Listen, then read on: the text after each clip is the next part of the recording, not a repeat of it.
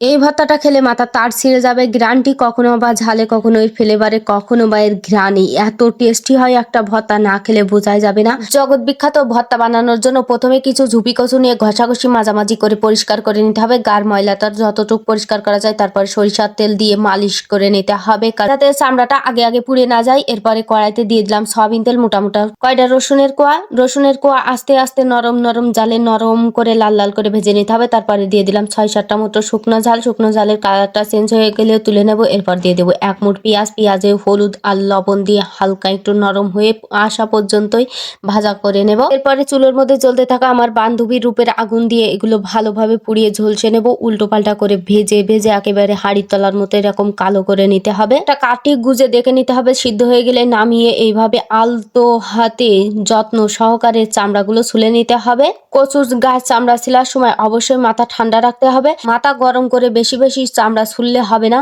এরপরে একটা প্লেটের মধ্যে নিয়ে নিলাম পেঁয়াজ, রসুন আর ওই শুকনা ঝাল ভাজাগুলো। এরপর একটুখানি লবণ দিয়ে রসুনগুলো ভালোভাবে ছেঁচে ভর্তা করে নেব। তারপরে আল্লাহর নামে শুরু করে দিলাম ঝাল ডলা। আল্লাহ ভালো জানে কি হবে পরবর্তীতে। হাত দিয়ে তো আগ্নেয়গিরির মতো ধোঁয়া উঠবে, ওটা বিষয় না। বিষয় হচ্ছে এই ভর্তাটার স্বাদ এত টেস্টি হয়, ভালো করে মাখিয়ে যত বেশি চটকাচটকি করা হবে তত স্বাদ বেড়ে যাবে।